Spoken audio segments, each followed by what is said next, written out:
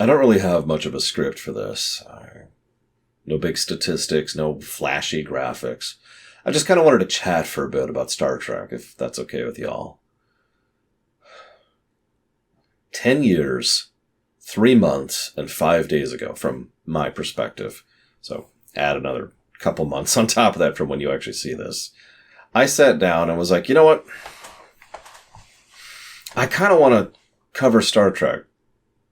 And we had a bit of a poll on it at the time, and there was a bit of resistance. In fact, one of the most common comments I got back in the day was, Lore, you're going to completely destroy your career if you keep talking about Star Trek. Which is kind of funny to think about in hindsight. But we did a show called Star Trek Voyager. I even had to do a separate video at the time to explain why we were covering Voyager first, since obviously TNG and DS9 are the golden boys, but it made sense at the time. In fact, it makes sense even now. Anybody who knows me knows one of the things I like to do is I like to do something as a bit of a tutorial. Cut my teeth, get used to it. Then I'll work on the thing I actually want to work on. Or to put this in other terms, I wouldn't want to tackle Final Fantasy VI as my first project. I want to build up to that first. Get some experience under my belt. And the Voyager Rumination series was a hell of a time, and also covered a hell of a time in my real life. I literally almost died during that period of time. That's the kidney surgery some of you may or may not be aware of. I ended up having to be rescued by my sister, literally, in order to save my life on that one. But we made it through the whole thing, got all the way through it, and then got all the way to the end. And the nature of this changed, too. I'm sitting here right now well, I hesitate to call it a studio, but as close to a studio as I got, with professional lighting set up and a nice, cam and a nice microphone and all this stuff. And some of you may or may not remember, 10 years, 3 months, and 5 days ago, I had a laptop. And that was it. Because it was just something I was kind of doing in my downtime, right? But it's been an interesting experience, and so obviously it's been about 20 months at this point. That doesn't sound right. It was 22. No, that's about right. 20 months since I've recorded any Star Trek stuff, not counting today when I'm recording all the finale stuff. And I bring that up because I had a feeling back then. I shared it on stream. Some of you may or may not have remembered that. There was this tremendous amount of satisfaction because I'd covered Trek. I did it. I had covered TOS, TAS, the movies, Enterprise. Forgot Enterprise there. Everybody forgets Enterprise. TNG, DS9, and Voyager. I had covered all of Trek, and I was super, super happy and super satisfied with that. And you'd think after almost 2 years that would have faded. But it hasn't. Speaking as someone who's an old man at this point, I'm 40. I'm about to be 40. In fact, I think I'll be 41 by the time this goes live. But the point is, I've been on multi-year projects before. The Final Fantasy IX Theater took 4 years to push out. The Variants project took 2. And multi-year projects like this are things that there's always that wonderful sense of... I hate to keep using the word satisfaction. Accomplishment of actually having done it, of having sat down and covered the whole thing. And I got there before Sci-Fi Debris. Sorry, that's an old joke. I should explain that. Sci-Fi Debris is cool. You should go watch his stuff. But when I first started the Voyager stuff, a lot of people kept comparing me to him. Like, oh, you're just trying to ape Sci-Fi Debris. And that's how I became aware of Sci-Fi Debris. And so it became a bit of a running gag for a bit there that there was a rivalry, which doesn't exist because he doesn't know I exist. But the point here being that having covered all this, it hasn't stopped feeling good. Now, several of you are probably already diving to your comment section saying, what do you mean all of Trek? You haven't covered any new Trek. So I'm not trying to say that to be like, new Trek isn't Trek. That's actually not the comment at all.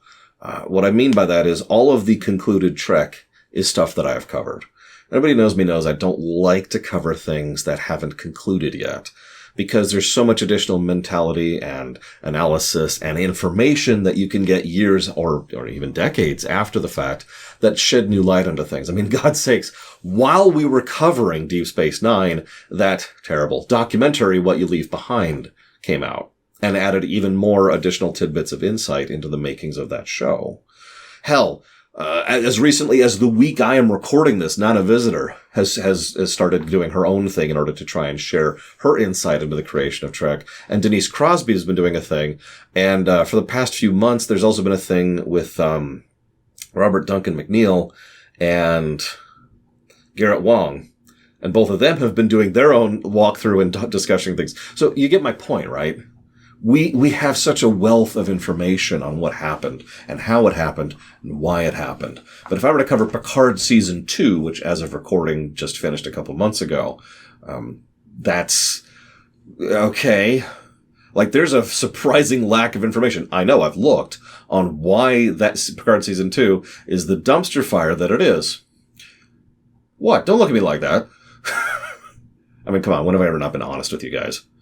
So, I don't want to talk about it. But the point is, regardless of quality, the new Trek stuff isn't at a conclusory point.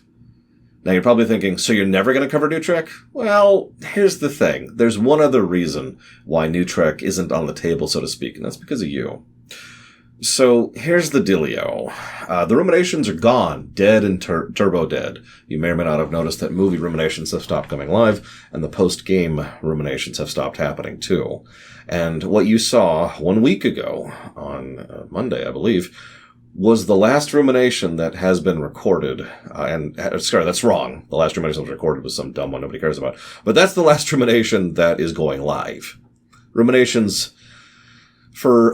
God, I don't feel like going into this again. I had a whole discussion about this, and this was not a short thing, but the Ruminations have been going on the way out the door for 5 years now. Obviously, I always intended to conclude Trek, and I always knew that once Trek was concluded, that format would be retired. Obviously, I haven't been sitting on my laurels there because they are being replaced with the Streaminations, which is when we do essentially a live rumination, which fits for several other reasons and works better for several other reasons. As of the recording here, I have already concluded one Streamination, started another. By the time you see this, we will have started a third Streamination as well. So that's going to be the format going forward. So you're thinking, so you're going to cover Trek there. Well, Streaminations are funded like any other part of the show is at this point. So the next show we'll be covering will be Arcane, and after that I think Tangled and some Star Wars stuff. But the point is, if any new Trek is going to be covered, that's the format it will be in. Now you're probably thinking, okay, so obviously that's all the Patreon. So, Patreon, Twitch subs, donations. There's actually like 5 separate points of income for me at this point, which is good because Patreon is Patreon and Twitch is Twitch. None of those are YouTube, by the way. I don't make a penny off of YouTube. It's weird how many people still think I actually make money off of YouTube. But the point here being that there's only been 2 shows of new Trek that have been suggested for Streaminations. Lower Decks and Prodigy. Now, that doesn't surprise me. I hear good stuff about, nope, I'm wrong. Strange New Worlds is on the list too. Sorry, 3 that have been suggested. Strange New Worlds, Prodigy, and Lower Decks. And that's kind of where we're at right now. That is different for several reasons. And obviously none of those particular shows are done or concluded at this point. But the fact remains, those are something we might cover at some point. I'm not going to go into the really boring stuff about how people who vote with their money are more particular about what they vote for than just saying, hey, you should totally do this. The relevant part here is those are the shows that have shown interest. Nothing else. Not even one person has put 1 penny towards Picard or Discovery. And I feel like I'm missing one.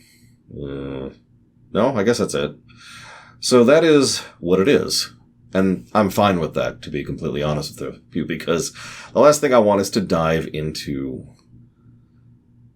something that contentious. Some of you may know that I've actually still not covered the sequel trilogy as of this point in time, and still have no plans to. Maybe someday, who knows. I don't know, I hear there's something going to be going live on April Fool's, but the relevant part is I wanted to talk to you about Trek. I know that's going to sound stupid, but do me a weird favor for a moment. Take new Trek and throw it out the window, okay? I don't mean because it's bad. I don't mean because it's not concluded. I don't mean because we're not covering it. I mean because one way or another it doesn't fit. It is not a part of the bulk of body that we have considered to be Trek for the better part of 40 years. Yeah, about right, 40 years. When I grew up, TOS was on reruns and TNG, came out. And I've told that story, right? Sitting next to my chair with my mom, watching TNG as it came out. And Trek literally formed a formative part of my life. Doesn't mean it's perfect. Doesn't mean it's anything other than what it is.